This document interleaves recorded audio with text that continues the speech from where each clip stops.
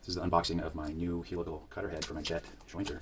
I originally purchased the Helix cutter head from JJ-6CSDX, and the salesperson contacted me and said that there would be a 5 to 6 week lead time, but if I was interested, I could buy the Lux Cut 3 head, which is apparently it's comparable according to Stumpy Nubs. He did a pretty good review of the Lux Cut head, and he spoke very favorably of it. So I told the salesperson, yeah, do it. Let's send me the Lux Cut.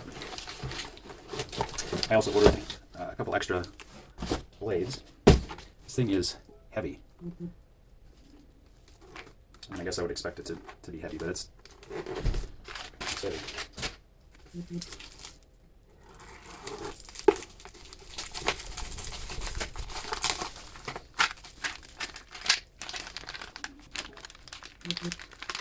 Extra blade inserts, extra screws. I had to pay extra for these, by the way. It looks like I need a screwdriver.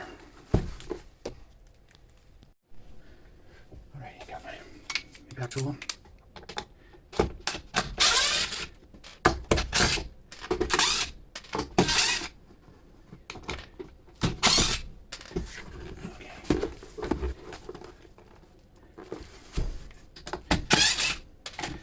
Seems to be packaged very well. Like I said, it's definitely got some weight to it, so it's good that it's packaged so well.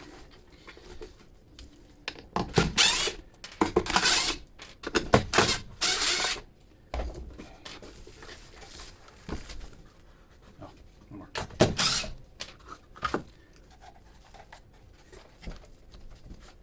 Oh, I see this is packaged really well.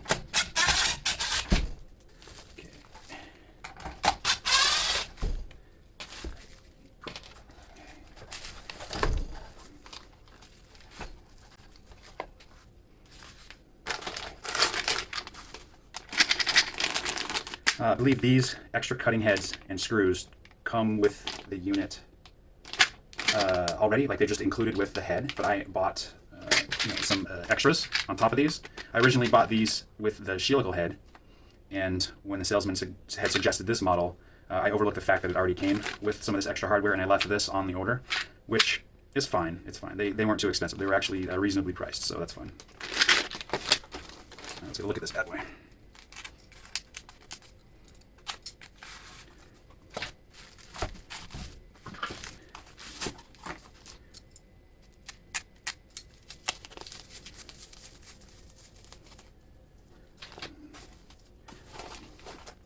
I'm not going to take off the plastic wrap because this is going to be greasy and juicy, as it should be. But as you may notice, it comes with bearings, which some of the other heads do not. I think the Helical does not come with bearings, but you can order them for a really reasonable price. So that's cool. It comes with bearings, comes with extra cutting heads and bolts, so that's a nice touch. If I remember correctly, this Lux 3 has 28 cutting surfaces, whereas the Helical has 30. So that's a small difference. And I think the layout of the heads is like ever so slightly different on the Helix head. Anyway, I'll leave it at that.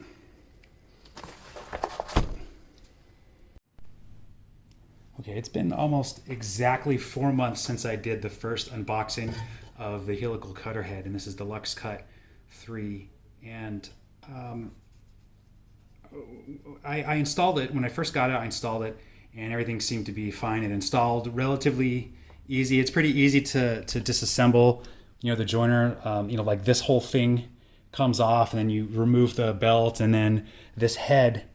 There's two bolts. There's a bolt underneath here, and on the side over here that you can't see, there's an identical housing that the bearing slips into, and it has a bolt underneath too. So there's really just two bolts holding the head in, and it kind of rests in this cradle. And so it went in really easy, but I never got around to really using it until relatively recently when I was doing a project making some drawers, and I had my box joint jig, and I had this backing board. This is like a sacrificial board that prevents tear out when you're cutting your box joints, and I took my backing board off. It was a different board, not this one. This one's what is this, pine?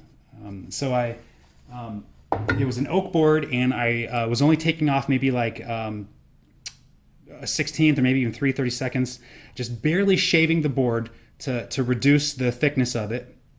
And what I found was that this head was not entirely level. It was low on this side by 12 thousandths.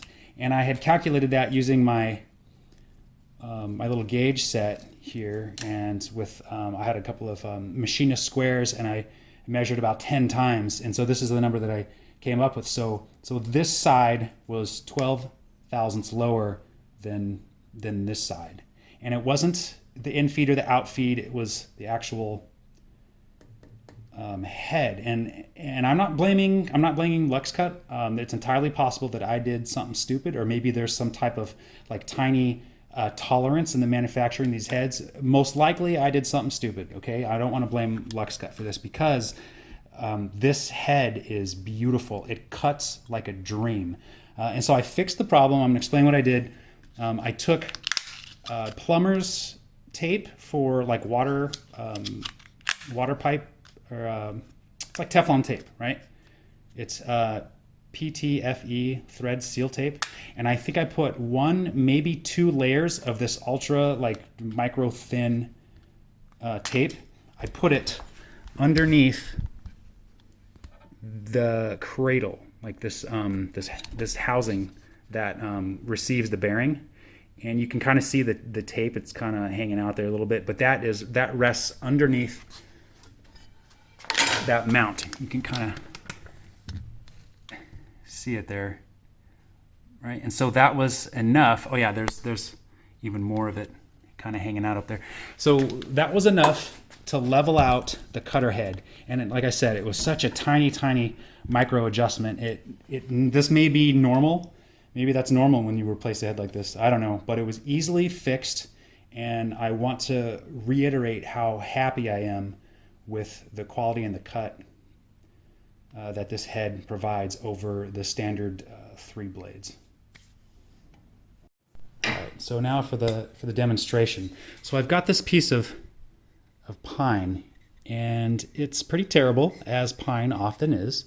And so I'm showing you the contour of the surface here. It's a bit hot in this super intense light. There we go. There we go. You can see that it's kind of, well, it's terrible. All right, so I'll give it a run through here, and I'll show you the result.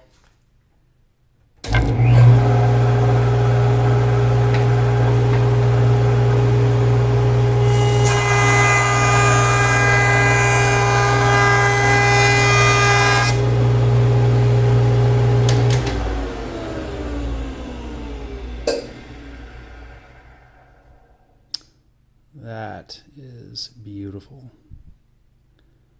Man, that's nice. These little things look like tear up, but they're not. They're absolutely smooth.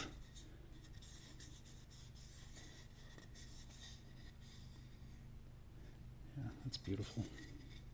Anyway, again, I'm super pleased with the quality of the Lux Cut 3, and I, along with Stumpy Nubs, I highly recommend this. I'm super pleased with it. Well worth the money.